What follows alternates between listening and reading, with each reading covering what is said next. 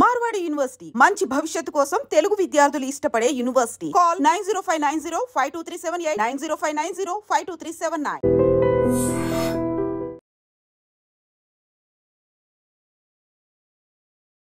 Hi hello నమస్తే, welcome back to iDream media. ఈరోజు మనతో ఉన్నారు మోటివేషనల్ స్పీకర్ అలాగే ఫ్యామిలీ కౌన్సిలర్ రజనీ రామ గారు. మ్యామ్తో మాట్లాడదాం ముఖ్యంగా on going Pak India situation గురించి. ఇందులో అయితే ఇక వార్ తప్పదు అని చెప్పేసి వస్తున్నాయి అప్డేట్స్. బట్ నిజంగా వార్ని మనం కోరుకున్నా కానీ దాని తర్వాత వచ్చే ఎఫెక్ట్స్ ఒకసారి అబ్జర్వ్ చేయండి. ఫైనాన్షియల్గా కంట్రీ ఏ విధంగా దెబ్బతింటుంది. ఇది పక్కన పెడితే అక్కడ వార్ పార్టిసిపేట్ చేయండి అని చెప్పేసి మనం ఎంతలా గింజుకున్నా సరే, ఒక ఆర్మీ ఫ్యామిలీ నుంచి ఎవరైనా ఈ ఎపిసోడ్ చూసినట్లయితే వాళ్ళకి అర్థమవుతుంది ఆ పెయిన్ ఏంటి అనేది. మీ హస్బెండ్ అయి ఉండొచ్చు, లేకపోతే మీ బ్రదర్ అయి ఉండొచ్చు, మీ సన్ అయి ఉండొచ్చు. అదే వార్లో మన ఇండియా నుంచి రిప్రజెంట్ చేస్తున్నప్పుడు తన ప్రాణానికి నష్టం కలిగే సిచ్యువేషను ఈ వార్. వాళ్ళ ఫ్యామిలీ సైడ్ నుంచి ఆలోచించండి. వార్ కంపల్సరీ అని అడుగుతారు వాళ్ళైతే. అదే పర్సన్ మీ ఫ్యామిలీలో ఉంటే మీరు వార్ కంపల్సరీ చేయాలని అంటారా? సో దీనికి సొల్యూషన్ ఏంటి అనేది ఈరోజు ఎపిసోడ్లో తెలుసుకుందాం. Hi ma'am. ప్రతి ఒక్కరూ కూడా డెఫినెట్లీ ఒక భావోద్వేగంతోనూ ఒక ఫీలింగ్తో వార్ చేసి మన పగ తీర్చుకోండి మొన్న పహల్గామ్లో జరిగిన అటాక్ అని చెప్పేసి ప్రతి ఒక్కరు కూడా చెప్తా ఉన్నారు. బట్ ఈజ్ రియల్లీ వార్ అనేది ఒక సొల్యూషన్ అంటారా? వార్ జరిగితే ఆఫ్టర్ ఎఫెక్ట్స్ ఏ విధంగా ఉంటాయి? దీని గురించి ఏమంటారు? ఫస్ట్ ఆర్మీ జవాన్లందరికీ నా సెల్యూట్ అండి. వాళ్ళు దేశం కోసం ప్రాణాలు విడవడానికి సిద్ధపడ్డారనే కదా ఇప్పుడు. అయితే ఆల్రెడీ సర్జికల్ స్ట్రైక్ అనేది ఏదో స్టార్ట్ అయిందని మనకి వినికిడి పొద్దుటి నుంచి కూడా, ఈరోజు మార్నింగ్ నుంచి. అది నాకు కూడా చాలా భయంగా బాధగా ఒక రకంగా అనిపిస్తుంది. మార్నింగ్ నుంచి ఎమోషనల్గా ఉన్నాను. అయితే వార్ అనేది ఇప్పుడు ఇది ఒక బెదిరింపు, ఒక హెచ్చరిక అనుకోవచ్చు. సర్జికల్ స్ట్రైక్ అనేది మోడీ గారు తీసుకున్న నిర్ణయం. ఇప్పుడు ప్రజెంట్ అయితే ఆయన వాళ్ళకి ఆ పనులు అప్పచెప్పేసి ఈయనైతే ఇప్పుడు ఆంధ్రప్రదేశ్ వచ్చి అమరావతి దగ్గర ఉన్నారు. అయితే వాళ్ళు ఏంటంటే వాళ్ళు కూడా ముందు బెదిరింపులు చేశారు. మేము బాంబు వేస్తాము, న్యూక్లియర్ వేస్తాము, అది వేస్తాం, ఇది వేస్తామని.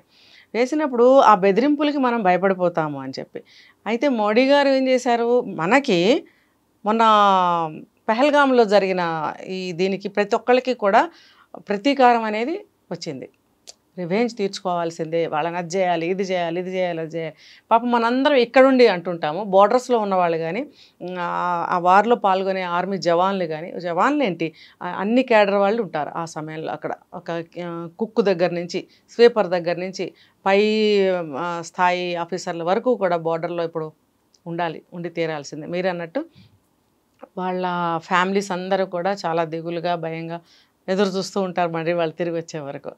అయితే మనం కోరుకోవటమే కాదు, వాళ్ళకు కూడా ఎంత ఇబ్బంది అనేది అర్థం చేసుకోవాలి. మెయిన్ ఆ దేశ ప్రభుత్వము ఈ దేశ ప్రభుత్వము నిర్ణయాలు తీసుకునే ముందు ఇవన్నీ కూడా ఆలోచిస్తారు. అంత ఈజీగా యుద్ధం అనేది చెయ్యరు. చేసిన సందర్భాలు కూడా ఉన్నాయి కానీ అది ఎప్పుడు ఏ సిచ్యువేషన్లో చేయాలనేది వాళ్ళు నిర్ణయిస్తారు. ప్రస్తుతం అయితే అది సర్జికల్ స్ట్రైక్ అనేది నడుస్తుంది, వాళ్ళ బెదిరింపులు నడుస్తున్నాయి. మనమైతే నోరు విప్పకపోయినా మనం చేయాల్సినవి మనం చేస్తున్నాం. ఇప్పుడు ఏం చేశారు, సింధు వాటర్ ఇండస్ ఆ వాటర్ని మళ్ళీ స్టాప్ చేశారు కదా. అసలు అది సింధు నాగరికత, ఆ వాటర్ ఉన్న దగ్గర నుంచి మన నాగరికత మొదలైంది. అప్పుడు భూభాగాలన్నీ ఒకటే. ఇప్పుడు వచ్చేసి అది మాది ఇది మాది అని చెప్పి మొదలుపెట్టినప్పుడు ఇది ఎలా ఉందంటే ఒక తల్లిదండ్రుల దగ్గర నుంచి ఆస్తుల కోసం గొడవలు పడే సంతానం లాగా తయారైపోయింది అనమాట ఇదంతా కూడా. ఇది చాలా దారుణమైన పరిస్థితి. అండ్ ముఖ్యంగా ఇప్పుడు వార్ అనేది అందరూ కూడా ఎక్స్పెక్ట్ చేస్తున్న విషయం. అయితే ఈ పహల్గామ్ అటాక్లో ముఖ్యంగా అబ్జర్వ్ చేసిన పాయింట్ కూడా ఏంటి అంటే, దాన్ని ఎవరైతే ఎగ్జిక్యూట్ చేశారో ఆ పర్సన్ ఎవరో కాదు అనమాట, పాకిస్తాన్ కమాండో అయిన హసీం బూసా అనే వ్యక్తి. అంటే పాకిస్తాన్ సైడ్ నుంచి చూసినప్పుడు ఆ ఆర్మీలో కమాండోగా పనిచేసిన వ్యక్తి ఒక టెర్రరిస్ట్ ముఠాకి నాయకుడు అయ్యాడు అంటే పక్కాగా ఎవరు ఫెయిల్యూర్ అని చెప్పొచ్చు, లేదంటే అది పాకిస్తాన్ యొక్క ఎత్తుగడని చెప్పడానికి స్కోప్ ఉందంటారా? ఇదే కరెక్టు. ఎవరి అసమర్థత ఏమీ కాదు ఇక్కడ. ఎవరి వ్యూహాలు, ఎవరి పథకాలు, ఎవరి ప్లాన్లు వాళ్ళకు ఉంటాయి. వాళ్ళు ఎప్పుడు కాన్సన్ట్రేషన్ ఏంటి, మన కాశ్మీర్ లాగేసుకోవాలని ఎప్పుడు ఆ పథకాల్లోనే ఉంటూ ఉంటారు. ఇప్పుడు రంజాన్ వచ్చింది, ఆ టైంలో ఊరుకుంటారు. లేకపోతే ఇంకొకటి ఏదన్నా వస్తుంది ఒక మతానికి సంబంధించింది అప్పుడు ఊరుకుంటారు. మిగతా టైంలో అన్నింటిలో కూడా వాళ్ళు పథకాలు రచిస్తూనే ఉంటారు, ట్రైనింగ్స్ తీసుకుంటూనే ఉంటారు, సమావేశాలు చేస్తూనే ఉంటారు.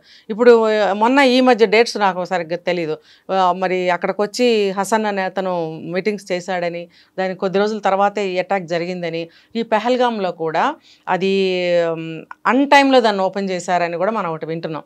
అది ఎందుకు ఓపెన్ చేశారు, ఎవరు పర్మిషన్తో ఓపెన్ చేశారు, కొన్ని పర్మిషన్స్ ఉంటాయి. ఆ పర్మిషన్స్ తీసుకోకుండా ఎవరు ఓపెన్ చేశారు ఆ ప్లేస్ని ఓపెన్ చేసేటప్పటికి వెళ్తారు కదా, ఏం పర్వాలేదు మాకు పర్మిషన్స్ ఉన్నాయని చెప్పి అక్కడ స్టార్ట్ చేశారు. ఎక్కడైతే కాల్పులు జరిగినాయో అక్కడ స్టార్ట్ చేసినప్పుడు జనరల్గా వెళ్తారు. ఇప్పుడు వెళ్ళిన వాళ్ళకి ఇవన్నీ తెలియదు కదా, టికెట్స్ ఉంటాయి, ఎంట్రీస్ ఉంటాయి, అవన్నీ తీసుకుంటారు, వెళ్ళిదారు. వీళ్ళేంటి ఈ మీటింగ్స్ చేసుకుని ఈ ఫలానా రోజున ఇక్కడ మనము అటాక్ చేయాలి అని వాళ్ళ ప్లాన్లో వాళ్ళు ఉన్నారు. ఎవరి పనిలో వాళ్ళు ఉన్నారంటారు కదా, అలాగా వాళ్ళ పనిలో వాళ్ళు ఉన్నారు. వీళ్ళ అమాయకులైన మనుషులు ఏం చేశారు, చక్కగా పైకి వెళ్ళిపోయారు. అసలు నన్ను అడిగితే ఎక్కడికి పడితే అక్కడికి వెళ్తారండి. మీరు పెహల్గాం వెళ్ళారు, ఆ చుట్టుపక్కల అన్నీ చూసుకోండి, ఇంకా ఎక్కడికో పైకి ఎందుకండి? ఎంత పైకి వెళ్ళినా మీకు కనిపించేది హిమాలయాలు, ఆ చెట్లు, ఆ వాగులు, సుందరంగా ఉంటుంది, చల్లగా ఉంటుంది, ఆహ్లాదంగా ఉంటుంది. ఇక్కడ నుంచి మీరు అది చూడలేరా? దాని పైకి వెళ్తే మీకు ఏమైనా కనిపిస్తుందా? అంటే మరోపక్క ఇప్పుడు అదొక విజిటింగ్ ప్లేస్, డెఫినెట్లీ కాదనలేము. వీళ్ళు సరిహద్దు దాటి వెళ్ళే ఇలా సిచ్యువేషన్స్ ఉన్నప్పుడు అక్కడ సైన్ బోర్డ్స్ కానీ లేకపోతే ఆర్మీ జనరల్స్ లేదంటే అట్లీస్ట్ ఆర్మీ పర్సన్స్ ఉండడం అనేది ఒక సెక్యూరిటీ కూడా లేరు, కంపల్సరీ. బట్ అది లేకపోవడం ఎవరి బాధ్యత? అదంతా ప్లాన్ లో ఒక భాగం. బాధ్యత అంటే మన ఇండియన్ గవర్నమెంట్ కూడా చూసుకోవాలి. అది ఒకటే జరిగిన పొరపాటుకి మోడీ గారు కూడా ఫీల్ అయ్యారు, క్షమాపణ చెప్పుకున్నట్టుగా ఉన్నారు. అది ఒక్కటే మనకి ఫెయిల్ అయ్యామని ఒప్పుకున్నారు. అయితే ఆ అవకాశాన్ని వాళ్ళు ఎంత బాగా ఉపయోగించుకున్నారో చూసారా? మరి ఇది అన్ఎక్స్పెక్టెడ్గా ఎవ్వరు ఊహించని విధంగా చేశారు. అయితే మనం ఎప్పుడు ఊహలోనే ఉండాలనేది ఇది మనకి తెలియజెప్తుంది అనమాట. మనకు అక్కడ ఎటువంటి పర్మిషన్స్ లేనప్పుడు మన గవర్నమెంట్ కూడా ఒప్పుకోకూడదు. వాళ్ళు అనగానే వీళ్ళు కూడా సరే అన్నారు. అది మనం జరిగిన పొరపాటు అనమాట. నేను అదే చెప్తున్నా, ఎక్కడైనా సరే దేన్నైనా మనం దూరం నుంచి చూసి ఆస్వాదించాలి. ప్రతి దాని ఒక చెట్టు బాగుందని చెప్పి చెట్టు ఎక్కి చూస్తామా, దూరం నుంచి చూస్తామా? ఒక కొండ బాగుందంటే దూరం నుంచే కనిపిస్తుంది, ఆ కొండ మీదకి ఎక్కితే ఆ కొండ ఏం కనపడదు మనకి. ఆ అమూర్ఖత్వంలో నుంచి బయటపడాలి. జనం కూడా ప్రతి చోటకి వెళ్ళిపోతున్నారు. ఇప్పుడు ఇదంటారు, ఇదేదో యాత్ర, ఇంకోటి అమర్నాథ్ యాత్ర ఏదో స్టార్ట్ అయిందంటున్నారు. ఒక పక్కన ఇది ఇంకా ఇదవనే లేదు, ఈ యాత్ర స్టార్ట్ అయిందని చెప్తున్నారు. మరి జనం వెళ్ళేవాళ్ళు వెళ్తూనే ఉంటారు, జరిగే ప్రమాదాలు జరుగుతూనే ఉన్నాయి. ప్రజలు కూడా ఆలోచించుకోవాలి. సో ఒక పక్కన ప్రజలు అప్రమత్తంగా ఉండాలి, ఇంకో పక్కన ప్రభుత్వం అప్రమత్తంగా ఉండాలి. అయితే ఇంక దీనికి ఒక ప్రాపర్ సొల్యూషన్ అయితే లేదంటారా? అంటే ఇది ఏ విధంగా సాల్వ్ చేయొచ్చు? ఇప్పుడు కంప్లీట్గా పాకిస్తాన్ సంబంధించిన ఐడెంటిటీ ఉన్న ఎవరు కూడా ఇండియాలో ఉండకూడదని చెప్పేసి ఒక యాక్షన్ తీసుకోవడం జరిగింది. అయితే అందులో కూడా ఎలాంటి సిచ్యువేషన్ ఉందంటే, వర్చువల్గా ఒక పాకిస్తాన్ లేడీ ఇండియన్ ఆర్మీ సోల్జర్తో చాటింగ్ నుంచి స్టార్ట్ అయ్యి అతను పెళ్లి చేసుకునే వరకు వచ్చిందనమాట. రీసెంట్గా ఆమెని పాకిస్తాన్ పంపేస్తూ వీడ్కోలు చెప్తూ ఒక వీడియో కూడా బయటకు పంపించాడు. అంటే ఇది కూడా ఒక రకం, అంటే పాకిస్తాన్ నుంచి చేసే ప్రతి పని కూడా ఒక ఎత్తుగడలాగే కనిపిస్తూ ఉంటుంది. ఖచ్చితంగా. సో మన వాళ్ళు ఇండివిజువల్గా సేఫ్ సైడ్ ఉండడానికి ఇండివిజువల్గా అప్రమత్తంగా ఉండడమే మాత్రమే సొల్యూషన్ అని చెప్పొచ్చు. ఇది మన భారతదేశంలో ఉన్నటువంటి గొప్ప విషయాలు అని చెప్పుకునే వీక్నెస్లు ఏంటంటే జాలి, దయ, సహాయము, క్షమాగుణము, మళ్ళీ కుటుంబం మధ్యలో ఉండదు. పరాయి మోజులు ఎక్కువ కదా మనకి. అందుకే కదా బ్రిటిష్ వాడు 400 సంవత్సరాలు పరిపాలించాడు. ఎందుకంటే పరాయి మోజు. పరాయి వాళ్ళని మనం ఎంతో ఆదరిస్తాం విశాల హృదయంతో, మన వాళ్ళని మనం ఆదరించలేం. ఇది కూడా అందులోకే వస్తుంది.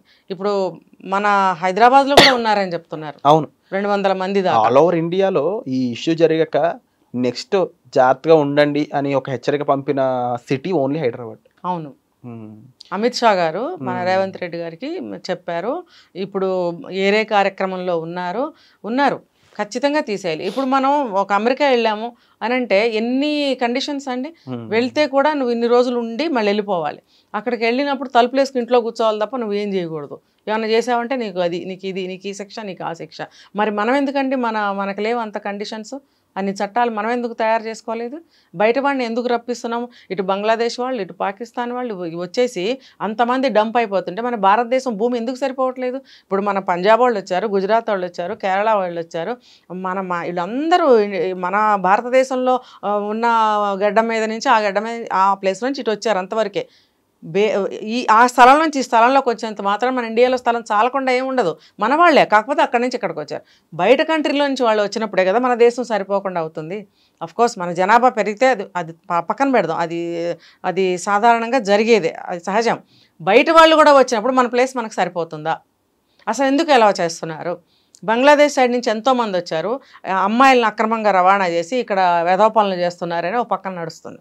మరి అలాగే పాకిస్తాన్ నుంచి ఎన్నో వందల వేల మంది ప్రతి స్టేట్లోనే వచ్చి డంప్ అయి ఉన్నారు. ఇంకా పెళ్ళిళ్ళు చేసుకోవడం, ఆడవాళ్ళు వచ్చి ఇక్కడ వాళ్ళని పెళ్లి చేసుకోవడం ఏంటండి ఇది? మళ్ళీ మతాలు మార్చుకున్నావు అంటారు. మతం మార్చుకుని నువ్వు ఇక్కడికి వచ్చి మా వాళ్ళని నువ్వు ఎందుకు పెళ్లి చేసుకోవాలి? నువ్వు మతం మార్చుకుంటే మాకేంటి? నీ లోపల ఉన్న అభిప్రాయాలు అవన్నీ మారిపోతాయా? నువ్వు ఏ పని మీద వచ్చావో మాకేం తెలుసు? ఇప్పుడు అదే ఆ కేసు మీదే ఒక ఆవిడ వెనక్కి పంపిస్తున్నారు. మళ్ళీ వచ్చి ఇక్కడికి వచ్చి 4 పిల్లలతో మళ్ళీ ఇక్కడ ఇతనితో ఇంకో బిడ్డను కానీ నేను ఇక్కడ అమ్మాయిని నేను మతం మార్చుకున్నానంటే సరిపోతుందా? మరి అసలు నేను ఆవిడ ఇండియాలో అడుగుపెట్టినప్పుడు నాకు బండరయ్యాను. నేను 4 పిల్లల తల్లి భర్తను వదిలేసి అంత తేలిగ్గా వీసాలన్నీ తీసుకొని ఇక్కడికి ఎలా వచ్చింది? అసలు ఎవరి పర్మిషన్ లేకుండా, ఎవరికి తెలియకుండా ఒక స్త్రీ 4 పిల్లలతో ఒక్కటే వచ్చేసిందంటే పని పారిపోయి వచ్చింది అనుకోవచ్చు. 4 పిల్లల్ని తీసుకుని వచ్చిందంటే ఏ ప్లాన్ లేకుండా ఉందా? అది ఒక న్యాచురాలిటీ కోసం వచ్చిందా 4 పిల్లల్ని తీసుకుని? ఇదంతా కూడా మరి ఆవిడ కూడా ఇన్ఫార్మర్ అయి ఉండొచ్చు అని నాకు అప్పుడు అనుమానం వచ్చింది. కానీ జనమందరూ బ్రహ్మరథం పట్టడం, వాళ్ళ చుట్టాల్లో కలుపుకోవడము, ఆవిడ బిడ్డ తల్లి అవ్వడం, మళ్ళీ బొట్లు పెట్టుకోవడం, డ్యాన్సులు చేయడం, ఇవన్నీ ఏంటంటే అందరికీ ఒక మనమ్మాయేలాగా ఫీల్ అవుతున్నారు. ఇంకా కూడా అనుమానం అనేది ఎవరు పెట్టుకోవాలి? ఇలాంటి వాళ్ళు చాలామంది ఉన్నారనేది నేను చూసిన న్యూస్. ఇదందరూ కూడా ఎందుకు యాక్సెప్ట్ చేస్తున్నారు? ఇప్పుడు నేను చెప్పేది ఏంటంటే, మనం ఇక్కడ ఉన్నాం కాబట్టి హైదరాబాద్లో మన తెలుగు రాష్ట్రాల వాళ్ళకి నేను చెప్పేది ఏంటంటే, ఏ కొత్త మనిషిని మీరు అలౌ చేయకండి, స్నేహం చేయకండి, ఇంట్లోకి రానివ్వకండి, వాళ్ళు చెప్పేది ఏది నమ్మకండి, వాళ్ళు ఏది అడిగినా ఇవ్వకండి, వాళ్ళతో ఎక్కడికి వెళ్ళకండి, వాళ్ళకి ఏదైనా కష్టం వచ్చింది, ప్రమాదం వచ్చేసిందని ఇంట్లోకి వచ్చినా షెల్టర్ ఇవ్వకండి తెలియని వాళ్ళకి. ఎందుకంటే ఇది జాగ్రత్త తీసుకోవాల్సిన సమయం. ఇది లైఫ్ లాంగ్ తీసుకోవాల్సిన జాగ్రత్తల్లో ఒకటని చెప్పడం ఖచ్చితంగానండి, ఖచ్చితంగా. మ్యామ్, ఇక వార్ అనేది జరిగినట్లయితే ఆఫ్టర్ ఎఫెక్ట్స్ ఏ విధంగా ఉండే ఛాన్సెస్ ఉంటాయి? దానివల్ల నష్టపోయేది ఎక్కువ ఎవరంటారు? నిజంగా వార్ అనేది జరిగితే ఈసారి నిజమైన వారే జరుగుతుంది. ఆ వారు అంటే వచ్చిన న్యూస్ని బట్టి నేను చెప్తున్నా, ఇంకా పాకిస్తాన్ మిగలదు అనేదే చెప్తున్నారు. ఏంటంటే వార్ అంటే వారే కదా, వార్ అంటే ఊరికి అటు ఇటు నుంచి ఇలా అనుకోవడం కాదు కదా, ఏమైనా జరగచ్చు. ఇప్పుడు ఒకటి విన్నాం, న్యూక్లియర్ బాంబ్స్ వేస్తారా అంటే, అది వేస్తే ఎంత డేంజర్ అవుతుందనేది అందరికీ తెలుసు. ఒకప్పుడు అమెరికా వేసింది, హిరోషిమా నాగసాకి మీద వేస్తే ఎన్ని సంవత్సరాలు పట్టిందో రికవర్ అవ్వడానికి, సర్వనాశనం. ఆ భూమి కూడా కల్టివేషన్కి పనికి రాకుండా పోయింది. అది దాంట్లో ఉన్నటువంటి పదార్థాలు అటువంటివి, ఆ బాంబులో ఉన్నవి. ఇప్పుడు పాకిస్తాన్ వాళ్ళు కూడా బెదిరింపులు మాత్రం, అలాంటి బాంబులు ఏమి వేయరు, వేస్తే వాళ్ళే నష్టపోతారు. ఇంకా బోర్డర్లో ఉన్న వాళ్ళు ఎట్లయినా కొంచెం నష్టపోతారు. అయితే ఏంటంటే మనలో బాగా ఐకమత్యం అనేది ఉండాలి, ప్రతి ఒక్కళ్ళలో దేశభక్తి అనేది పెళ్ళుబికాలి. తర్వాత వాళ్ళు ఎవరు వచ్చినా సరే మనం దూరం పెడుతూ ఉండాలి, వాళ్ళని కలుపుకోవడం, మాట్లాడటం చేయకూడదని నేను ఇందాక చెప్పాను. అంటే కొన్ని ఇంటర్నల్ నష్టాలు ఇవన్నీ కూడా మనకి. ఇంకా దేశపరంగా చూసుకుంటే మనకి ఓవరాల్గా నష్టం ఏమి మనకు జరగదు. ఏ నష్టం జరిగినా వాళ్ళకే జరుగుతుంది. ఎందుకంటే ఇండస్ వాటర్ అనేది స్టాప్ చేశారు ఆల్రెడీ. నెక్స్ట్ ఇప్పుడు ప్లానింగ్లో ఉంది, డ్యామ్స్ కన్స్ట్రక్షన్స్ కమింగ్ 3-4 ఇయర్స్లో కంప్లీట్ అవ్వాలని టార్గెట్ పెట్టారు మోడీ గారు. తర్వాత ఏంటంటే వాళ్ళు ఎప్పుడు ఏ తోక ఊపినా ఇప్పుడు నష్టం వాళ్ళకే వాటిల్తుంది. ఇప్పుడు ఆల్రెడీ వాటర్ స్టాప్ చేయటం వల్ల వాళ్ళు నష్టపోతూనే ఉన్నారు, స్టార్ట్ అయింది నష్టం అనేది. కల్టివేషన్ ఉండదు, తర్వాత మన వైపు నుంచి వాళ్ళకి ఎటువంటి సౌకర్యం జరగదు. ఇప్పుడు దీన్ని ఏమంటారు, మనకి ఇండియా నుంచి వాళ్ళకి ఎన్నో ఫెసిలిటీస్ చేస్తున్నారు కదా మన ఇండియన్ గవర్నమెంట్, అవన్నీ కూడా స్టాప్ అయిపోతాయి. అన్నీ సబ్సిడీ ఇవన్నీ కూడా స్టాప్ అవుతాయి. వాళ్ళు ఏ రకంగా బ్రతకగలుగుతారు? వాళ్ళ భూభాగం ఎంత, మన భూభాగం ఎంత, వాళ్ళకున్న సోర్సెస్ ఎంత, వాళ్ళకున్న ఆర్మీ ఎంత, వాళ్ళకున్నటువంటి ఫెసిలిటీస్ ఎంత, మనకెంత, ఇవన్నీ చూసుకుంటే అన్ని విధాలు వాళ్ళే తక్కువ. అలాంటప్పుడు సపోర్ట్ తీసుకుంటే కూడా మనకి ప్రపంచ దేశాలు మనకే సపోర్ట్ ఉన్నాయి.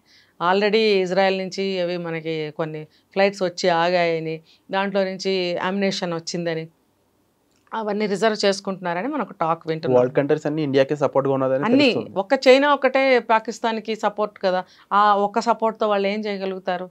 ఏం చేసినా సరే దుష్ట పథకం అయితే వేయగలుగుతారు, కానీ ఇంప్లిమెంటేషన్ ఏ రకంగా చేయగలుగుతారు, సక్సెస్ ఏ రకంగా చూసుకుని నష్టం వాళ్ళకే వాటిల్తుంది. అయితే ఈ దెబ్బతోటి మన ఇండియన్స్ అందరూ కూడా బుద్ధి తెచ్చుకోవాలి. మనం ఇన్ని ఏళ్ళు, కొన్ని వందల వేల సంవత్సరాల పాటు ఐకమత్యం లేకుండా తన్నుకు చస్తున్నాం. ఇప్పుడైనా సరే మోడీ గారు వచ్చో ఇంకొకళ్ళు వచ్చోనే చేయాలా? ప్రతి ఇంటి నుంచి మీరు ఏమీ ఐకమత్యానికి పాటుపడరా, దేశం కోసం పాటుపడరా? ఒక్క మనిషి వచ్చి చేయాలని ఇన్ని కోట్ల మంది ఎదురు చూడటం అనేది ఎంతవరకు కరెక్టు? ఒక ఇంటి నుంచి స్టార్ట్ అవ్వాలండి ఏదైనా సరే. ఒక ఐకమత్యంతోనే ఏదైనా సాధించగలుగుతాం. ఒక గొప్ప స్నేహభావంతో, ఒక ఐకమత్యంతో మాత్రమే అందరినీ కలుపుకోగలుగుతాం. ఇప్పుడు మోడీ గారు అలా ఉండబట్టే కదా ప్రపంచ దేశాలన్నీ మనకు సపోర్ట్ ఇస్తున్నాయి, స్నేహభావంగా ఉండబట్టే కదా. తర్వాత మన ఇండియా లోపల ఐకమత్యం అనేది బాగా వృద్ధి చెందాలి. పక్కన వాళ్ళతో కొట్టుకు చేస్తున్నాము, తల్లుల్ని చంపుకుంటున్నాం, తండ్రులను చంపుకుంటున్నాం, పిల్లల్ని చంపుకుంటున్నాం. దేశం ఎటుపోతే మనకెందుకు? పోనీ మనమైనా బాగుంటున్నావా? మనమే చంపేసుకుంటున్నాం. ఇది ఎంత చూసే కదా వేరే వాడు కాలు పెడతాడు. ఇది అర్థమవుతుందా ప్రతి సిటిజన్కి? ఐఎమ్ ఎన్ ఇండియన్ అని చెప్పుకునే ప్రతి సిటిజన్ ఆలోచించాల్సిన విషయం ఇది. చెప్పమంటే హిందీలో కూడా చెప్తాయి మొత్తం. వేరే స్టేట్స్కి కూడా మనం చేయాలి, రీచ్ అవ్వాలి అని అనుకోండి. బట్ డెఫినెట్లీ మీరు చెప్పినట్లు ప్రతి ఇండివిజువల్ నుంచి స్టార్ట్ అవ్వాలి రెవల్యూషన్ అనేది. అండ్ అది ముఖ్యంగా మన కంట్రీ, మన దేశం అంటే గురజాడ గారు చెప్పినట్టు దేశం అంటే మట్టి కాదు మనుషులు అని చెప్పేసి. సో మనకి ఆ అవేర్నెస్తో పాటు ఆ దేశభక్తి నింపుకోవాల్సిన టైం ఇది.